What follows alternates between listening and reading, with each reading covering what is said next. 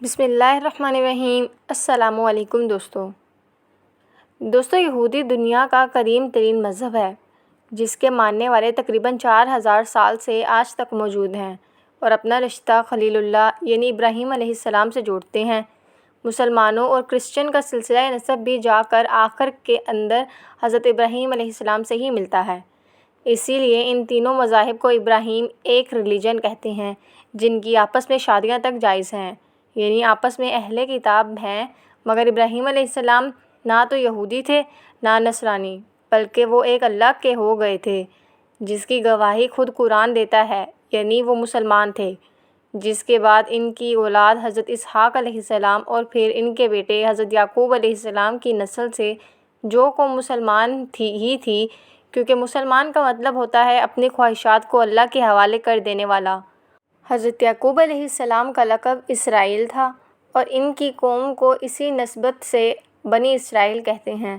حضرت یعقوب علیہ السلام کے بیٹے حضرت یوسف علیہ السلام اور بنیامین ایک بیوی سے تھے، جبکہ ان کے باقی بیٹے باقی 3 بیویوں سے تھے۔ یہ کل 12 بیٹے تھے جن سے بنی اسرائیل کے 12 قبیلے وجود میں آئے۔ ایک بیٹے لاوی بہت ہی نرم دل اور نیک تھے، جنہوں نے باقی تمام بھائیوں سے لڑ کر یوسف علیہ السلام کو قتل کرنے کی بجائے ان کی جان بچانے کے لیے ان کو کنویں میں ڈالنے کا مشورہ دیا تھا، اور انہی کی نسل میں آگے جا کر حضرت موسیٰ علیہ السلام پیدا ہوئے، جنہوں نے اپنی بنی اسرائیل قوم کو فرعون مصر سے نجات دلوائی، جبکہ ایک بھائی یہودا کی نسل سب سے زیادہ آگے بڑھی اور اسی نسبت سے انہیں یہودی کہا جاتا ہے۔ جب اس قوم کی بدعمالیاں حد سے بڑھ گئیں اور یہ جادو، سود، فتنہ فساد کے اندر پڑ گئے تو اللہ نے اپنے رسول حضرت عیسیٰ علیہ السلام کو نئی شریعت دے کر ان کے درمیان بھیجا، جو کہ خود بھی نسلاً یہودی تھے، مگر ان لوگوں نے سازشوں سے انہیں سولی پر لٹکانے کی کوشش کی تو اللہ نے انہیں زندہ آسمانوں پر اٹھا لیا، جبکہ دوسری طرف حضرت ابراہیم علیہ السلام کے دوسرے بیٹے جو کہ آپ کی بیوی ہاجرہ سے پیدا ہوئے، یعنی اسماعیل علیہ السلام، ان کی نسل سے محمد صلی اللہ علیہ وآلہ وسلم پیدا ہوئے۔ اور بالکل یہی وجہ ہے کہ یہودی رسول اللہ کے رسالت کا انکار اس لیے بھی کرتے ہیں کہ وہ نبیوں کے سلسلہ نسب یعنی اسحاق کی نسل سے نہیں بلکہ اسماعیل علیہ السلام کی نسل سے ہیں، حالانکہ اللہ نے نبوت کے لیے ایسا کوئی وعدہ نہیں کیا تھا، بلکہ اسماعیل علیہ السلام کی قربانی کے بدلے، جو کہ وہ اللہ کی رضا کی خاطر اپنی خود کی جان کی قربانی دینے کے لیے چھری کے نیچے لیٹ گئے تھے، تو اللہ نے خوش ہو کر یہ پروٹوکول آخری امت کے لیے خاص طور پر سنبھال کر رکھا کہ آپ کی نسل سے کوئی اور رسول نہیں بلکہ محمد رسول اللہ صلی اللہ علیہ وآلہ وسلم عرب میں تشریف لائے۔ دنیا میں اس وقت 1.5 کروڑ کے قریب یہودی موجود ہیں، اور یہ سب 12 قبیلے بنی اسرائیل یعنی یعقوب علیہ السلام کی اولاد ہی ہیں، جن میں غیر یہودی بھی ٹائم ٹو ٹائم اس مذہب کو قبول کر کے مکس ہو چکے ہیں۔ آپ جانتے ہیں کہ یعقوب علیہ السلام کے سب سے پیارے بیٹے یعنی یوسف علیہ السلام کی نسل اس وقت کہاں پر موجود ہے؟ تاریخی حوالوں سے تو ہم اسے کنفرم نہیں کر سکتے، لیکن اگر آج کی موجودہ دعووں کی بات کریں تو یوسف علیہ السلام کی نسل سے ہونے کا دعویٰ کرنے والے لوگ آج اسرائیل کے اندر صرف 800 لوگوں کے اقلیت کے اندر موجود ہیں، جبکہ ان کی زیادہ تعداد ملک شام کے اندر موجود ہے، جہاں پر یعقوب علیہ السلام اور ان کے آباء و اجداد رہا کرتے تھے۔ یہ خود کو سامری اور فرقہ کہتے ہیں۔ ان کے مطابق یہ خاندان حضرت یعقوب علیہ السلام کے بیٹے لاوی اور حضرت یوسف علیہ السلام کے 2 بیٹوں منسی اور ابراہیم کی نسل سے ہیں۔ اس کے پیروکاروں کا ایک بڑا حصہ مغربی کنارے کے شہر نابلس، خاص طور پر جبل جرسیم کے اندر رہتا ہے۔ اس اقلیت میں شامل لوگوں کے پاس 3 پاسپورٹ ہوتے ہیں، جن کے اندر فلسطینی، اردن اور اسرائیلی پاسپورٹ شامل ہیں۔ یہ لوگ یہودی مذہب کے پیروکاروں کے احترام بیت المقدس کو اپنا قبلہ تک نہیں مانتے، اور باقی یہودی ان کو اپنا فرقہ نہیں مانتے۔ اس فرقے کے لوگ فلسطینی لہجے کے اندر عربی زبان کے علاوہ عبرانی زبان بھی بولتے ہیں۔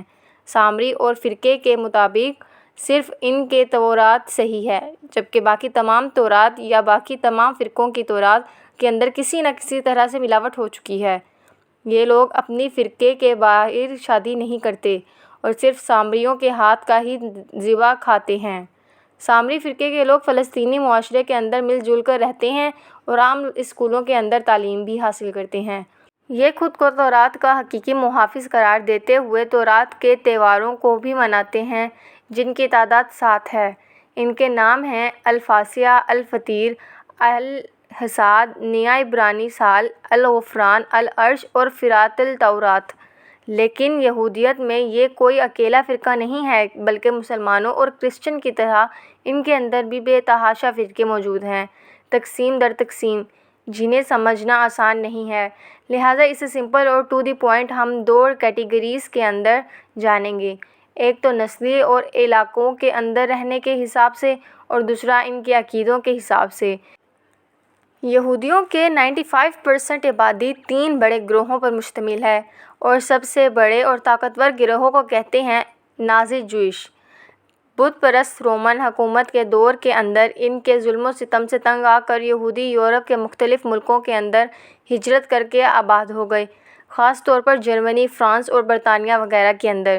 دنیا کے بڑے بڑے مشہور business man, scientist, T V actress جو آج آپ دیکھتے ہیں، ان سب کا تعلق نازی جوئس سے ہے، جن کا قبضہ دنیا کے ایک بڑی دولت اور وسائل پر آج بھی ہے۔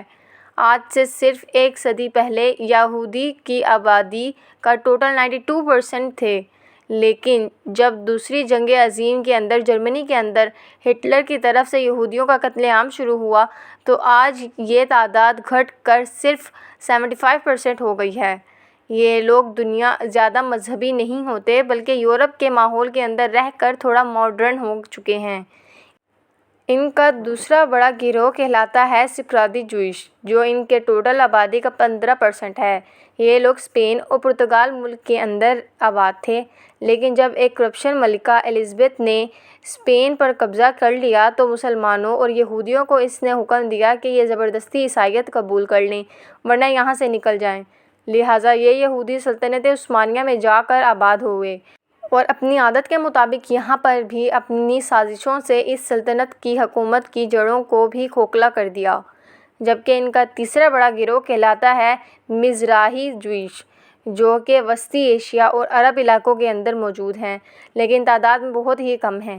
جبکہ اگر عقیدے کے حساب سے دیکھیں تو یہودیت کی تاریخ کے اندر کئی 100 فرقے بنے اور ختم بھی ہو گئے، مگر جو آج تک موجود ہیں وہ 4 بڑے فرقے ہیں۔ دنیا بھر کے یہودی عقیدے کے حساب سے ان 4 میں سے کسی ایک فرقے سے ہوں گے۔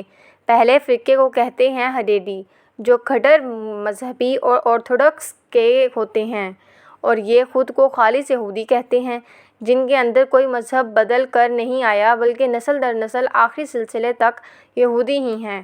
یہی وجہ ہے کہ یہ لوگ صرف آپس کے اندر شادیاں کرتے ہیں، اس سے باہر نہیں۔ یہ لوگ ٹی وی، انٹرنیٹ اور دوسری جدید ٹیکنالوجی سے بھی دور رہتے ہیں۔ ریاست یعنی فوج اور حکومت سے ان کا کوئی لینا دینا نہیں، اور نہ ہی یہ ان کے عقیدے میں شامل ہے، بلکہ یہ اپنی عبادت اور تبلیغ کے اندر مصروف رہتے ہیں، اور خاص قسم کا لباس پہنتے ہیں جو کہ ان کی پہچان ہے۔ دوسرا فرقہ ہے زائونسٹ یا زائنزم۔ یہ لوگ مذہب اور قوم پرست ہونے کے ساتھ ساتھ تھوڑے سے ماڈرن ہوتے ہیں، جو کہ دین کے ساتھ ساتھ دنیا یعنی ملک اور فوج کو بھی بالکل مذہب کی طرح ہی اہم مانتے ہیں، اور یہی یہودی فرقہ آج اسرائیل کے اندر بھی فساد کی جڑ اور سازشوں کا مرکز ہے۔ دنیا کے بڑے بڑے عہدوں اور وسائل پر انہی لوگوں کا کنٹرول ہے، اور یہ پوری دنیا کے یہ ایک بار پھر سے گریٹر اسرائیل کو بنانا چاہتے ہیں۔ یہی وہ لوگ ہیں جو کہ قبالہ نامی کالے جادو سے شیطان سے ڈائریکٹ رابطے کے اندر رہتے ہیں۔ تیسرا فرقہ مسورتی، جو کہ تقریباً کل آبادی کا 30% ہے۔ یہ فرقہ ویسے تو مذہبی ہے مگر پوری طرح سے نہیں، اسی لیے اپنی تعلیمات اور عقائد کے اندر یہ ٹائم ٹو ٹائم بدلاؤ کرتے رہتے ہیں۔ یہ ماڈرن دور کے مطابق اپنے قانون بھی بناتے ہیں اور فرقے سے باہر شادیاں بھی کرتے ہیں۔